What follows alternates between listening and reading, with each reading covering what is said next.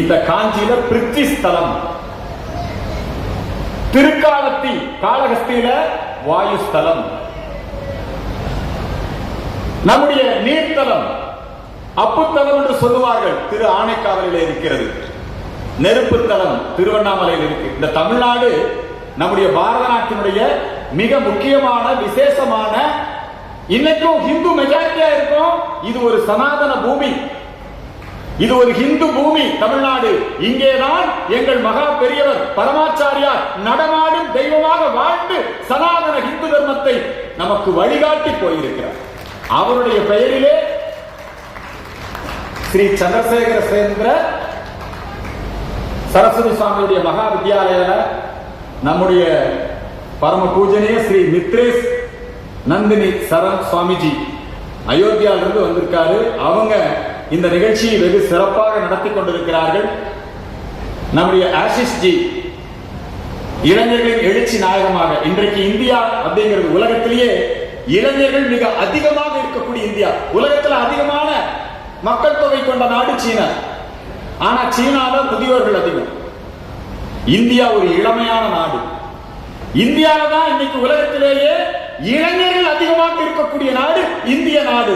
ஆகவே இந்த இளைஞர்களுக்கான ஒரு மாநாட்டை ஒவ்வொரு வருடமும் மோட்சபுரிகளிலே நடத்தி இப்பொழுது நம்முடைய காஞ்சியிலே நடத்தக்கூடிய இந்த ஒரு வாய்ப்பு.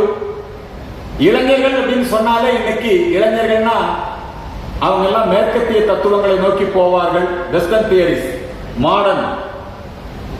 இளைஞர்கள்னா சினிமா, இளைஞர்கள்னா போதைப் பொருள், இளைஞர்கள்னா வேறு விதமான திசை திருப்பல்கள்.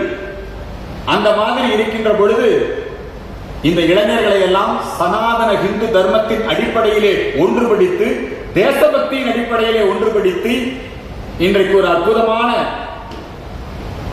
யுவ சன்சத், ரொம்ப அற்புதமான ஒரு நிகழ்ச்சியை இங்கே வந்து கல்லூரியிலே படிக்கக்கூடிய மாணவர்கள், பல்கலைக்கழக மாணவர்கள் மத்தியிலே இதை நடத்தி கொண்டிருக்கிறார்கள். இன்னைக்கு நாடு முழுக்க பாரத பிரதமர் நரேந்திர மோடி அவர்கள் ஏக் பாரத் சிரேஷ்ட பாரத் உன்னத பாரத் அதை வந்து இன்னைக்கு நம்முடைய மக்கள் மத்தியிலே எடுத்து சென்று கொண்டிருக்கிறார். இந்தியாவுடைய இளைஞர்கள் சக்தி இன்றைக்கு உலகத்தை வழிநடத்தக்கூடிய இடத்திலே இருக்கிறது. நமக்கு குருவர்கள் உண்டு. ஆகவேதான் இந்த நிகழ்ச்சியை துவக்கி வைத்து பேசியவர் ஜெகத்குரு ஸ்ரீ சங்கராச்சாரிய சுவாமிகள் இங்கே வந்து நமக்கு குருவர்கள் மிகவும் அதிகமாக நிரம்ப கிடைக்கப்பட்டிருக்கிறது. அன்னை காமாட்சியின் திருவருளும் இங்கே வருகை தந்திருக்கின்ற அத்துணை பேருக்கும் கிடைக்கும். இன்றைக்கு இந்தியா உலகின் வலிமையான நாடுகளில் வல்லரசு நாடாக, நல்லரசு நாடாக இன்றைக்கு இந்தியா உருவாகி கொண்டிருக்கிறது.